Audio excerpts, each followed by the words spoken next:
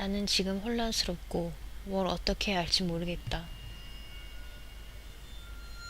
처음부터 이야기해보겠다.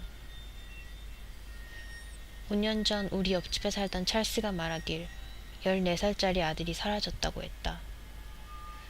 그는 경찰에도 알렸고 이 소식은 뉴스에도 나오고 모든 곳에 알려졌다.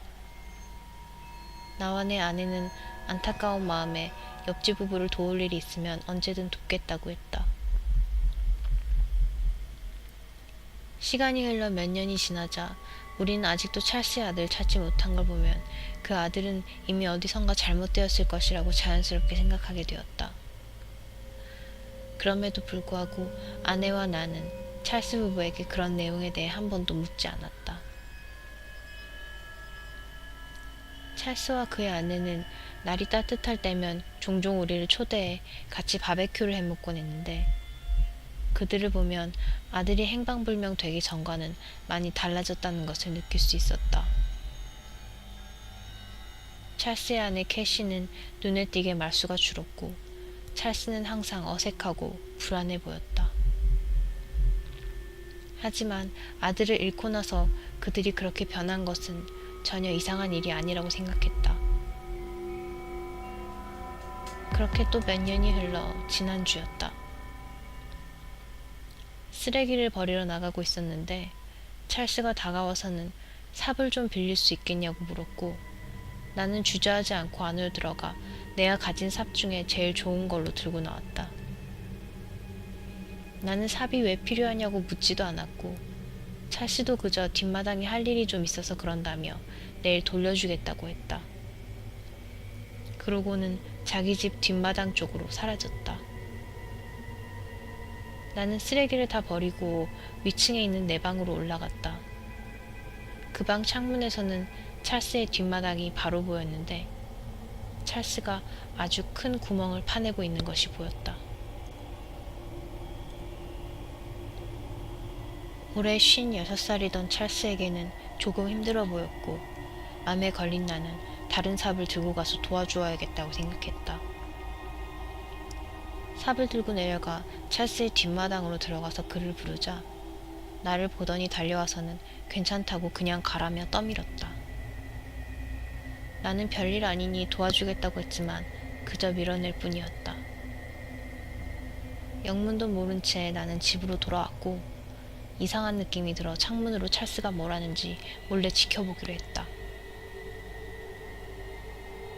찰스는 그 후로도 1시간 반 정도를 계속 땅을 파냈고 고개를 들어 주변을 살폈다.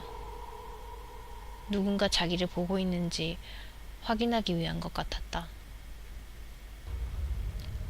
내가 그것을 미처 알아차리고 숨기 전 찰스와 나는 눈이 마주쳤고 나는 아무것도 보지 못한 척 창문에서 떨어졌다. 그 후로도 종종 나는 찰스가 뭘 하고 있나 몰래 창문을 밖을 내다봤는데 그는 어디론가 사라지고 없었다. 아마도 내가 보고 있었다는 걸 눈치채고는 더 어두워질 때까지 기다리는 듯 했다. 새벽 1시 반 정도 되었을 때였다. 밖에서 땅을 파는 소리가 다시 들리기 시작했다. 하지만 너무 어두워서 이제 창문에서는 아무것도 볼 수가 없었고 나는 밖으로 나가 담장 너머로 훔쳐보기로 했다. 한참 땅을 파내던 찰스는 집 안으로 잠깐 들어갔고 나는 이때다 싶어 잠시 그의 뒷마당으로 들어가 그 안에 뭐가 있는지 보기로 했다.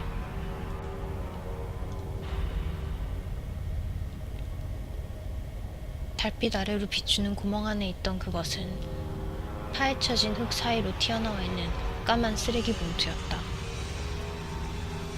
나는 그 봉투를 열어봐야 하나 한참을 고민하다가 그냥 우리 집 마당으로 달렸다.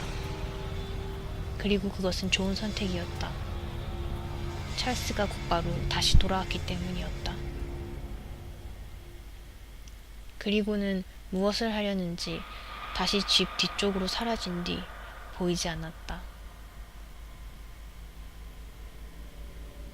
다음날 아침 일어나자마자 나는 창문으로 찰스의 뒷마당을 확인했다. 구멍은 온데간데 없이 메워져 있었고 항상 집 앞에 주차되어 있던 찰스의 승합차가 길가에 주차되어 있었다. 어젯밤 무슨 일이 있었는지 정확히 알지는 못하지만 나는 혹시 그 쓰레기 봉투 안에 찰스 아들의 시신이 있었던 건 아닐까 신경이 쓰였다. 내가 아는 것이라곤 찰스가 뒷마당에서 자기가 전에 묻어두었던 뭔가를 파내었고 차를 끌고 나가 어딘가에 버렸다는 것이다. 내가 미쳤다고 생각할 수도 있겠지만 나는 내가 본 것들을 아내에게도 말하지 않았다. 솔직히 말해서 내가 본 것에 대해 뭘 어떻게 해야 할지도 모르겠다. 찰스는 내 삽을 돌려주지 않았고 사실 그날 이후로 나를 피하는 듯 했다. 어제는 내가 그냥 창문 밖을 내다보고 있었는데 창문을 통해 나를 쳐다보는 찰스와 눈이 마주쳤다. 나와 눈이 마주치자 그는 블라인드를 쳤고 대낮이었는데도 불구하고 오싹한 느낌이 들어 나는 더 이상 밖을 내다볼 수 없었다. 2주 전에 있었던 일이다. 나는 우리 동네 이웃들을 정말 싫어한다. 대학을 갓 졸업하고 혼자 사는 나는 내가 감당할 수 있을 만한 가격의 집을 찾다 보니 정말 오래되고 별로인 지역에 집을 얻게 되었다.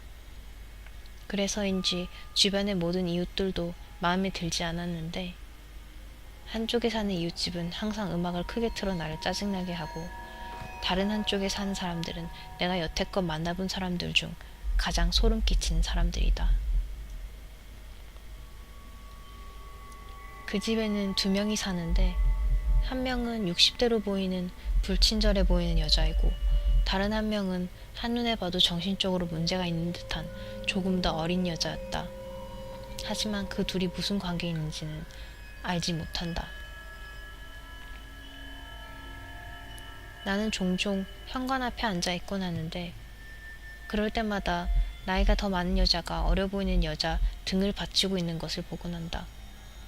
마치 그 여자가 발작이라도 일으키고 있어서 부축하는 듯 했다. 그 정신이 나간 여자는 소리를 지르고 나를 쳐다보며 손가락질을 해대고 뭐라고 중얼중얼거렸다. 그런 일은 자주 있었고 이 상황이 불편한 나는 그들도 현관 쪽에 나와 있을 때면 그냥 집으로 들어가곤 했다.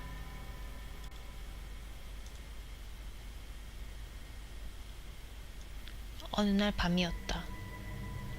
다음날 일찍 출근을 해야 해서 잠자리에 조금 일찍 들었는데 그 집에서 2 여자가 1시간 동안이나 소리를 지르며 시끄럽게 굴어 좀처럼 잠을 들 수가 없었고 더 이상 참지 못하겠던 나는 옆집으로 찾아가 문을 두드렸다. 나이 많은 여자가 나왔고 무슨 일이냐며 짜증을 냈다. 나는 최대한 정중하게 좀 조용히 해달라고 요구를 했고 나의 요구에 신경질이 났던지 그 여자는 인상을 쓰며 삐딱하게 나를 쳐다보았다. 그때였다. 그 정신 이상한 여자가 와서는 나에게 또 소리를 질러대기 시작했다. 나이 많은 여자는 아무렇지도 않다는 듯 그 여자를 붙잡고는 내 면전에 대고 문을 쾅 하고 닫아버렸다. 나는 그들이 조용해지긴 글렀다는 것 외엔 도대체 그 집의 문제가 뭔지 알 수 없었다. 그냥 집으로 돌아와 침대에 누웠는데 곧 옆집이 조용해졌다는 것을 알 수 있었다. 드디어 나는 잠을 좀 잘 수 있었다. 새벽 3시쯤이었을까? 나는 곧 이상한 느낌에 눈을 떴다. 아래층에서 무슨 소리가 나는 듯 했고 나는 방문에 다가가 귀를 대고 내가 잘못 들은 것이길 바랬다. 다행히도 아무 소리도 나지 않는 것 같았고 나는 다시 침대로 돌아와 다시 한번 잠이 들었다. 다시 잠이 드는 지 한 20분 정도 되었을 때였다. 나는 왠지 모르게 다시 눈이 떠졌고 그 순간 방문이 열리는 소리가 났다. 나는 너무 놀라 불을 비추기 위해 머릿맡에 두었던 핸드폰을 집어들었지만 비출 용기가 나지 않았다. 대신 나는 주위에 혹시 누군가 들어와 있는지 둘러보았다. 방의 코너들을 보며 아무것도 보이지 않아 조금 안심이 되었을 때였다. 침대 머릿맡 쪽에서 오싹하게 웃는 여자의 소리가 들렸다. 나는 용기를 내 핸드폰 빛을 비추었고 그곳에 보이던 것은 옆집의 정신 나간 여자의 얼굴이었다. 빛을 비추자 그 여자는 자기가 마치 뱀파이어라도 되는 양 미친 듯이 소리를 질러대기 시작했고 나도 너무 놀라 소리를 지르며 침실을 뛰쳐나가 방문을 닫고 아래층으로 뛰어내려가 위층으로 연결되는 문을 잠궈버렸다. 나는 당장 경찰을 불렀고 그들이 도착했을 때 그 여자는 옆집에 사는 여자이며 정신병이 있는 것 같다고 설명했다. 나이 많은 여자도 밖으로 나와 그 미친 여자를 그냥 놔달라고 부탁했고 경찰이 나에게 어떻게 하면 좋겠냐고 묻자 그 나이 많은 여자는 분노한 얼굴로 나를 째려보았다.